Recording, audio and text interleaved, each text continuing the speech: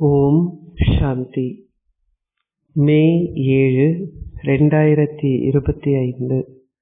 காலை முரளி பாப்தாதா மதுபன்.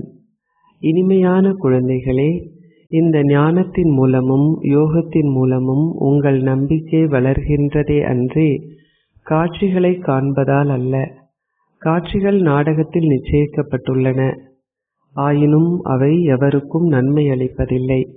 கேள்வி: தந்தை நிச்சயமாக மந்திர வித்தையை கொண்டிருக்கின்ற பொழுதிலும் எந்த சக்தியை அவர் காட்டுவதில்லை. பதில்: கடவுள் எல்லாம் வல்லவர் என்பதால் அவரால் இறந்தவர்களையும் உயிர்ப்பிக்க முடியும் என மக்கள் நம்புகிறார்கள். எவ்வாறாயினும் பாபா கூறுகின்றார், நான் இந்த சக்தியை வெளிப்படுத்துவதில்லை. ஆனால் ஒருவர் தீவிர பக்தி செய்கின்ற பொழுது நான் அவருக்கு காட்சியை அருள்கின்றேன். இதுவும் நாடகத்தில் நிச்சயிக்கப்பட்டுள்ளது. காட்சிகளை அருளும் மந்திர வித்தை தந்தையிடம் உள்ளது. இதனாலேயே சில குழந்தைகள் வீட்டில் இருந்தவாறே பிரம்மாவின் காட்சியையோ அல்லது ஸ்ரீ கிருஷ்ணரின் காட்சியையோ காண்கின்றார்கள். பாடல்: அதிகாலையில் என் மனக்கதவில் வந்தது யார்? ஓம் சாந்தி. இந்த பாடல் குழந்தைகள் அனைவரினதும் அனுபவமாகும். சத்தியத்தின் ஒன்று கூடல்கள் சத்சங்கங்கள் பல இருக்கின்றன. குறிப்பாக பாரதத்தில் பல சத்சங்கங்கள் இருக்கின்றன. பல அபிப்பிராயங்களும் கருத்துகளும் இருக்கின்றன. உண்மையில் அந்த ஒன்று கூடல்கள் சத்சங்கங்கள் அல்ல. இந்த ஒரே ஒரு சத்சங்கம் மாத்திரமே உள்ளது. அங்கே நீங்கள் கல்விமான்கள் அல்லது பண்டிதர்கள் போன்றோர்களினது முகங்களையே காண்பீர்கள். உங்கள் புத்தி அவர்கள் மீதே ஈர்க்கப்படும். எவ்வாறாயினும் இங்கே இது ஒரு தனித்துவமான விஷயமாகும். இந்த சங்கம யுகத்தில் ஒரு முறை மாத்திரமே இந்த சத்சங்கம் இடம்பெறுகிறது. இது முற்றிலும் புதியதோர் விஷயம். எல்லையற்ற தந்தைக்கு தனக்கென சொந்தமாக ஒரு ஷரீரமில்லை. அவர் கூறுகின்றார், நான் உங்கள் அஷரீரியான சிவ் பாபா. நீங்கள் மற்ற சத்சங்கங்களுக்கு செல்லும் பொழுது ஷரீரங்களையே பார்க்கின்றீர்கள். நீங்கள் சமய நூல்களை மனப்பாடம் செய்து பின்னர் அவர்களுக்கு கூறுகின்றீர்கள். பல்வேறுபட்ட வேத சாஸ்திரங்கள் உள்ளன. பிறவி பிறவியாக நீங்கள் அவற்றை கேட்டு வருகின்றீர்கள். இப்பொழுது இங்கே இது புதிய விஷயமாகும். ஆத்மாக்களாகிய நீங்கள் உங்கள் புத்தியினால் புரிந்து கொள்கிறீர்கள். தந்தை கூறுகின்றார், ஓ எனது நீண்ட காலம் தொலைந்து இப்பொழுது கண்டுபிடிக்கப்பட்ட குழந்தைகளே, ஓ எனது சாலிகிராம்களே, 5000 வருடங்களுக்கு முன்னர் பாபா இந்த ஷரீரத்தின் மூலம் உங்களுக்கு கற்பித்தார் என்பதை குழந்தைகளாகிய நீங்கள் அறிவீர்கள். உங்கள் புத்திகள் பின்னோக்கி தொலைதூரம் செல்கின்றன. பாபா இப்பொழுது மீண்டும் வந்துள்ளார். பாபா என்ற வார்த்தை மிகவும் இனிமையானது. அவரே தாயும் தந்தையும் ஆவார். வேறு எவராவது இதை கேட்கும் பொழுது கூறுவார்கள், அவர்களுடைய தாயும் தந்தையும் யார் என்று எனக்கு தெரியும். அவர் உண்மையில் காட்சிகளை அருள்கின்றார். மக்கள் இதனால் குழப்பமடைகிறார்கள். அவர்கள் சில நேரங்களில் பிரம்மாவையும் சில நேரங்களில் கிருஷ்ணரையும் பார்த்து அது என்னவாக இருக்கும் என தொடர்ந்தும் ஆச்சரியமடைகிறார்கள். வீட்டில் இருந்தவாறே பலர் பிரம்மாவின் காட்சிகளை காண்கிறார்கள். பிரம்மாவை எவருமே பூஜிப்பதில்லை. மக்கள் ஸ்ரீ கிருஷ்ணர் போன்றோரை பூஜிக்கிறார்கள். உண்மையில் பிரம்மாவை எவருமே அறியவும் மாட்டார்கள். பிரஜாபிதா பிரம்மா இப்பொழுது வந்துள்ளார். இவர் பிரஜாபிதா முழு உலகமும் தூய்மையற்றது என தந்தை இங்கே அமர்ந்திருந்து விளங்கப்படுத்துகின்றார். ஆகவே இவரும் தனது பல பிறவிகளின் இறுதி பிறவியில் தூய்மையற்றவர் ஆகியுள்ளார். எவருமே தூய்மையாக இல்லை. இதனாலேயே அவர்கள் கும்பமேளாவிற்கும் ஹரித்வாரில் உள்ள கங்கை ஆற்றின் மேளாக்களுக்கும் செல்கிறார்கள். அங்கே நீராடுவதன் மூலம் தாங்கள் தூய்மையாகுவோம் என அவர்கள் நம்புகிறார்கள். எவ்வாறாயினும் அந்த ஆறுகள் தூய்மையாக்குபவை அல்ல. கடலில் இருந்து ஆறுகள் வெளியாகின்றன. உண்மையில் நீங்களே இந்த ஞான கங்கைகள். உங்களுக்கே முக்கியத்துவம் கொடுக்கப்பட்டுள்ளது. இந்த ஞான கங்கைகளான நீங்கள் அனைத்து இடங்களிலும் தோன்றுகின்றீர்கள். அம்பு பாய்ந்த இடத்தில் கங்கை வெளிப்பட்டதாக சித்தரிக்கப்பட்டுள்ளது. இது அம்பு எய்துவது என்ற கேள்வி அல்ல. இந்த ஞான கங்கைகளான நீங்கள் பல்வேறு தேசங்களுக்கு செல்கிறீர்கள். சிவ் பாபா கூறுகின்றார், நானும் நாடகத்தின் பந்தனத்தால் கட்டுப்பட்டுள்ளேன். ஒவ்வொருவரினதும் பாகமும் நிச்சயிக்கப்பட்டது. எனது பாகமும் நிச்சயிக்கப்பட்டது. கடவுள் சக்தி வாய்ந்தவர், அவரால் இறந்தவர்களையும் உயிர்ப்பிக்க முடியும் என மக்கள் நம்புகிறார்கள். அவை அனைத்தும் கட்டுக்கதைகளாகும். நான் உங்களுக்கு கற்பிக்கவே வருகின்றேன். நான் என்ன சக்தியை காட்ட முடியும்? காட்சிகளை அருள்வதும் மந்திர வித்தையே. மக்கள் தீவிர பக்தி செய்யும் பொழுது நான் அவர்களுக்கு ஒரு காட்சியை அருள்கின்றேன். உதாரணமாக நான் அவர்களுக்கு காளியின் ரூபத்தை காட்டுகின்றேன். அவர்கள் அவரது விக்கிரகத்தின் மீது எண்ணெயை ஊற்றுகிறார்கள். எவ்வாறாயினும் அத்தகையதொரு காளி உண்மையில் இருப்பதில்லை. காளியை அநேகமான மக்கள் பெருமளவு தீவிர பக்தி செய்கிறார்கள். உண்மையில் ஜெகதம்பாவே காளி ஆவார். அவர்கள் சித்தரித்துள்ளது போன்ற ரூபம் காளிக்கு இல்லை. அவர்கள் தீவிர பக்தி செய்கின்ற பொழுது பாபா அவர்களுக்கு அவர்களின் பக்தியின் பலனை கொடுக்கின்றார். காமச்சிதையில் அமர்ந்ததனால் நீங்கள் அவலட்சணமாக ஆகினீர்கள். இப்பொழுது இந்த ஞானச்சிதையில் அமர்வதன் மூலம் நீங்கள் அழகானவர்கள் ஆகின்றீர்கள். எவ்வாறு இப்பொழுது ஜெகதம்பாவாக இருக்கின்ற காளியால் காட்சிகளை அருள முடியும்? அவர் இப்பொழுது இங்கே தனது பல பிறவிகளின் இறுதி பிறவியில் இருக்கின்றார். தேவர்கள் இப்பொழுது இல்லை. எனவே அவர்கள் எவ்வாறு காட்சிகளை கொடுக்க முடியும்? தந்தை விளங்கப்படுத்துகின்றார், நான் காட்சிகளை அருள்வதற்கான சாவியை எனது கையில் வைத்திருக்கின்றேன். நான் அவர்களின் ஆசைகளை தற்காலிகமாக பூர்த்தி செய்வதற்காக ஒரு காட்சியை அருள்கின்றேன். ஆனால் அதன் மூலம் அவர்களில் எவருமே என்னை சந்திக்க முடியாது. நான் காளியின் உதாரணத்தை மாத்திரம் கொடுத்துள்ளேன். ஆனால் ஹனுமான், கணேஷ் போன்ற மற்ற பல உதாரணங்களும் இருக்கின்றன. சீக்கியர்கள் குருநானக்கின் மீது பெருமளவு பக்தி செய்கின்ற பொழுது அவருடைய காட்சியை காண முடியும். எவ்வாறாயினும் அவர்கள் தொடர்ந்தும் கீழே இறங்குகிறார்கள். பாபா குழந்தைகளாகிய உங்களுக்கு கூறுகின்றார், பாருங்கள், அவர் குருநானக்கை பூஜிக்கின்றார். ஆனால் நானே அவருக்கு காட்சியை கொடுக்கின்றேன். அவர் எவ்வாறு காட்சி கொடுக்க முடியும்? அவரிடம் காட்சி கொடுப்பதற்கான சாவி இல்லை. இந்த பாபா பிரம்மா கூறுகின்றார், அந்த பாபா சிவ் பாபா எனக்கு ஸ்தாபனையினதும் விநாசத்தினதும் காட்சிகளை கொடுத்தார். எவ்வாறாயினும் எவருமே காட்சிகளின் மூலம் நன்மை அடைவதில்லை. பலர் அவ்வாறான காட்சிகளை கண்டார்கள். ஆனால் அவர்கள் இங்கே இல்லை. குழந்தைகளில் பலர் கூறுகின்றார்கள், நான் ஒரு காட்சியை பார்க்கும் பொழுது நம்பிக்கையை வளர்த்து கொள்வேன். எவ்வாறாயினும் காட்சிகளால் நம்பிக்கை வளர்வதில்லை. இந்த ஞானம் யோகத்தின் மூலமே நம்பிக்கை வளர்கிறது. 5000 வருடங்களுக்கு முன்னரும் நான் உங்களுக்கு இந்த காட்சிகளை கொடுத்ததாக கூறியுள்ளேன். மீராவும் காட்சியை கண்டார். அதற்காக ஆத்மா எங்கே சென்றார் என்றில்லை. இல்லை, எங்கேயாவது அமர்ந்திருக்கும் பொழுது அவர்களால் காட்சிகளை காண முடியும். ஆனால் அதன் மூலம் எவரும் என்னை அடைய முடியாது. தந்தை கூறுகின்றார், உங்களுக்கு எதை பற்றியாவது சந்தேகம் இருந்தால் பிராமண ஆசிரியர்களை கேளுங்கள். நீங்கள் வரிசை கிரமமானவர்கள் என குழந்தைகளாகிய நீங்கள் அறிவீர்கள். ஆறுகளும் வரிசை கிரமமானவை. சில தேங்கி நிற்கின்ற நீரை கண்டுள்ள குளங்கள். அப்படி இருந்தும் மக்கள் அங்கே பெருமளவு நம்பிக்கையுடனும் பக்தியுடனும் செல்கிறார்கள். அது பக்தியின் குருட்டு நம்பிக்கை. எவரையும் அவர்களின் பக்தியை நிறுத்திவிடுமாறு ஒருபொழுதும் கூறாதீர்கள். அவர்கள் இந்த ஞான பாதைக்கு வந்ததும் தானாகவே பக்தி செய்வதை நிறுத்திவிடுவார்கள்.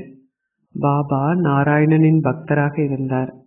அவர் ஒரு படத்தில் நாராயணனின் பாதங்களை லக்ஷ்மி ஒரு வேலைக்காரியை போன்று பிடித்து விடுவதை பார்த்த பொழுது அதை விரும்பவில்லை. சத்யுகத்தில் அப்படி இருக்க முடியாது. எனவே நான் லக்ஷ்மியை ஒரு வேலைக்காரி போன்று இருப்பதிலிருந்து விடுவிக்குமாறு ஒரு ஓவியரிடம் கூறினேன். பாபா ஒரு பக்தராக இருந்தார். அப்பொழுது அவரிடம் இந்த ஞானம் இருக்கவில்லை. ஒவ்வொருவரும் ஒரு பக்தரே. நாங்கள் பாபாவின் குழந்தைகள், நாங்கள் அதிபதிகள். நான் குழந்தைகளாகிய உங்களையும் பிரம்மாண்டத்தின் அதிபதிகள் ஆக்குகின்றேன். அவர் கூறுகின்றார், நான் உங்கள் ராஜ்ய பாக்கியத்தை உங்களுக்கு கொடுக்கின்றேன். நீங்கள் இவ்வாறான பாபாவை முன்னர் எப்பொழுதாவது கண்டிருக்கின்றீர்களா? அவ்வாறான தந்தை மிக நன்றாக நினைவு செய்யப்பட வேண்டும். உங்கள் பௌதீக கண்களினால் அவரை நீங்கள் பார்க்க முடியாது. நீங்கள் அவருடன் யோகத்தை கொண்டிருக்க வேண்டும். நினைவும் இந்த ஞானமும் மிக இலகுவானவை. நீங்கள் விதையையும் விருட்சத்தையும் அறிந்து கொள்ள வேண்டும்.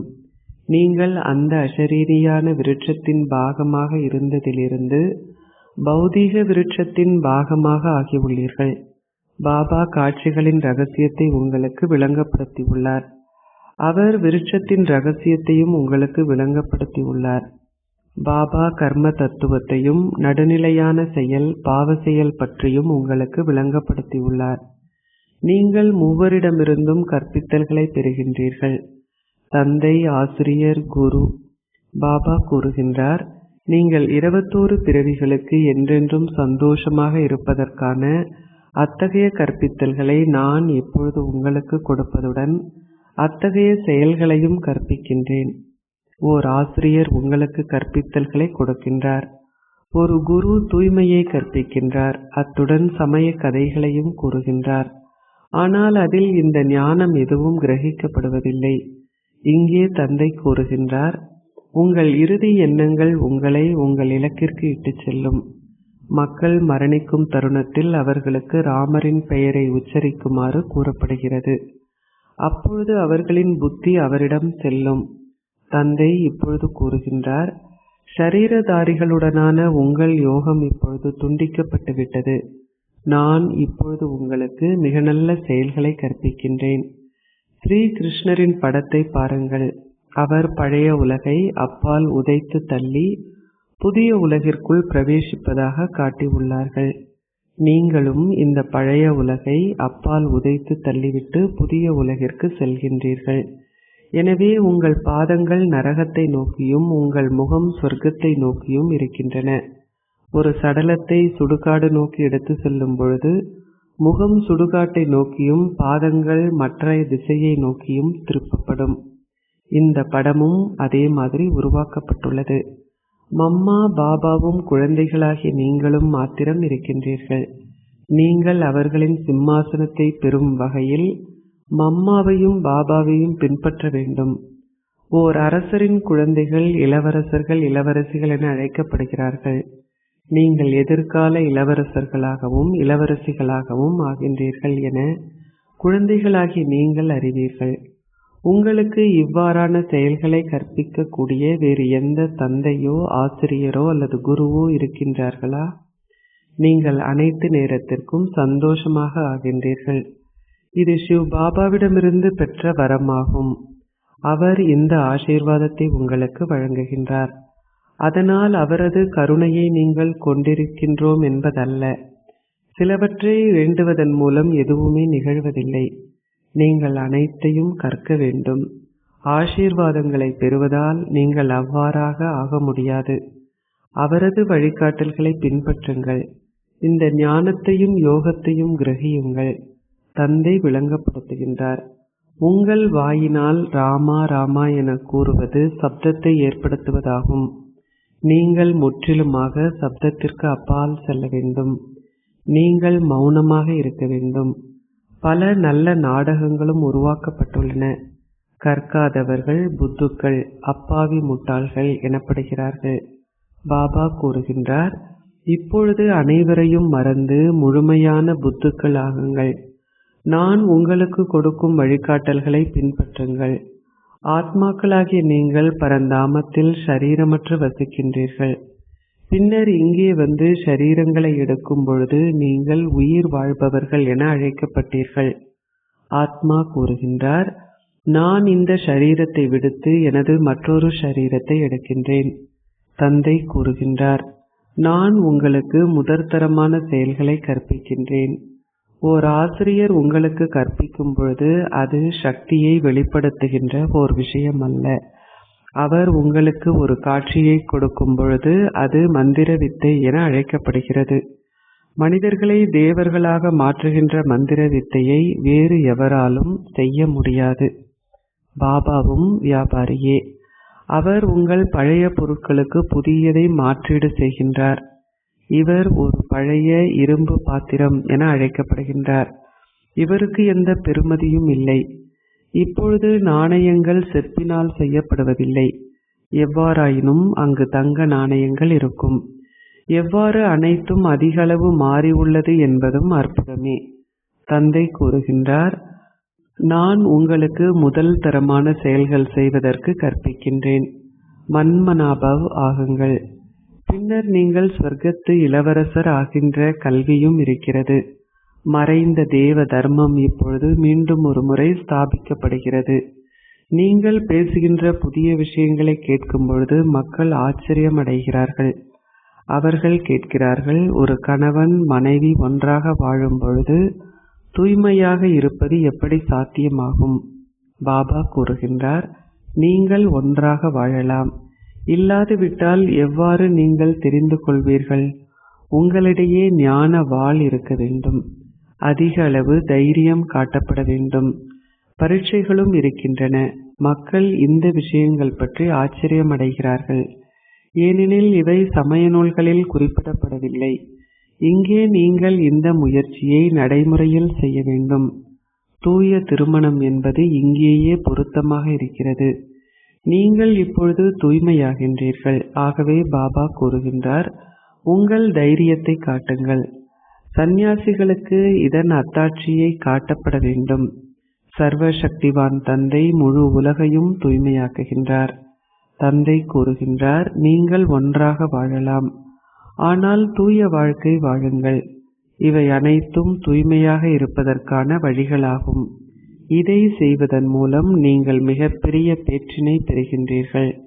நீங்கள் பாபாவின் வழிகாட்டல்களை பின்பற்றி ஒரு பிறவிக்கு தூய்மையாக இருக்க வேண்டும்.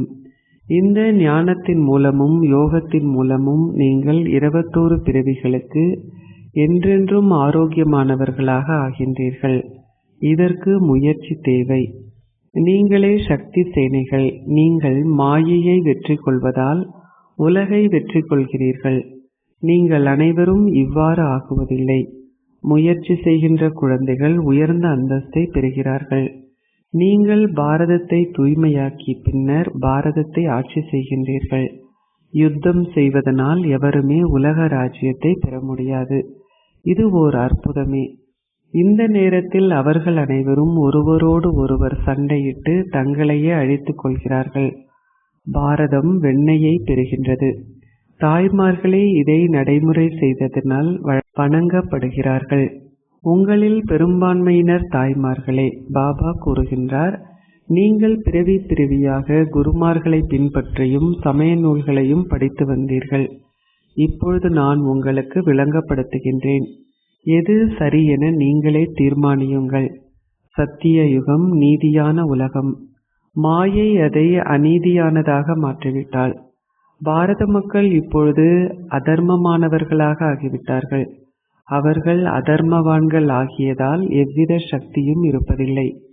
அவர்கள் அதர்மவான்கள், அநீதியானவர்கள், சட்டவிரோதமானவர்கள் மற்றும் கடனாளிகளாக ஆகிவிட்டார்கள்.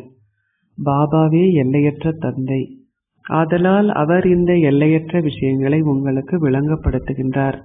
அவர் கூறுகின்றார், நான் உங்களை மீண்டும் ஒரு முறை தர்மவான்களாகவும் அதி சக்திசாலிகளாகவும் ஆக்குகின்றேன்.